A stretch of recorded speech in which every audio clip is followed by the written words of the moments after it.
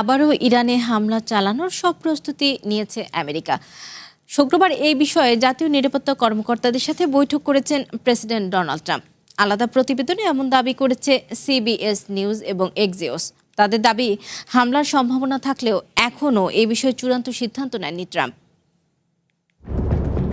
ইরানে আবারও হামলার প্রস্তুতি নিচ্ছে আমেরিকা।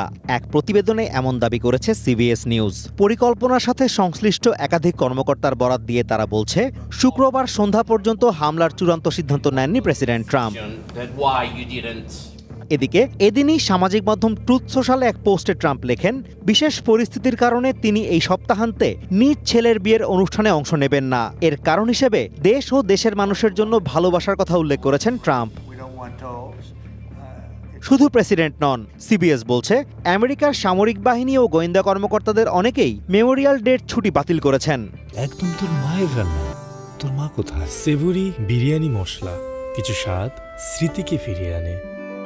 সূত্রগুলোর দাবি, সম্ভাব্য হামলার বিষয়টি বিবেচনায় নিয়েই তাদের এই পদক্ষেপ।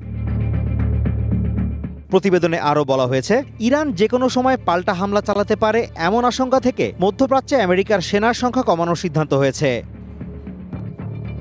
এদিকে অ্যাক্সিওস জানিয়েছে, শুক্রবার জাতীয় নিরাপত্তা কর্মকর্তাদের সাথে জরুরি বৈঠক করেছেন প্রেসিডেন্ট ট্রাম্প। একাধিক সূত্রের বরাত দিয়ে অ্যাক্সিওস বলছে, ওই বৈঠকে ভাইস প্রেসিডেন্ট জেডি ভ্যান্স, যুদ্ধমন্ত্রী Pete Hegseth, CIA director John Ratcliffe এবং হোয়াইট হাউসের চিফ অব স্টাফ সুজি উইলিসও উপস্থিত ছিলেন। ট্রাম্পের ঘনিষ্ঠ দুই কর্মকর্তার নাম গোপন রাখার শর্তে অ্যাক্সিওসকে জানিয়েছেন, ইরানের সাথে আলোচনা ঘিরে গত কয়েকদিন ধরে প্রচণ্ড হতাশ হয়ে পড়েছেন প্রেসিডেন্ট ট্রাম্প। অন্য একটি সূত্র বলছে, শক্তিশালী চূড়ান্ত আঘাতের পর ইরানের বিরুদ্ধে জয় পাওয়ার ঘোষণা দিতে পারেন ট্রাম্প। যুদ্ধবিরতি কার্যকর হওয়ার পর গত 6 সপ্তাহে প্রেসিডেন্ট ট্রাম্প কয়েকবারই হামলার হুমকি দিয়েও শেষ মুহূর্তে সিদ্ধান্ত পাল্টেছেন। এদিকে একটি সূত্রের দাবি, রবিবারের মধ্যেই ইরান আমেরিকা শান্তি চুক্তির বিষয়ে বড় অগ্রগতির সম্ভাবনা রয়েছে। তবে তেমন কিছু না হলে ট্রাম্প হয়তো সত্যিকার অর্থেই আবারও ইরানে হামলা চালাতে পারেন। Azimur Rashid Kanak, one international desk.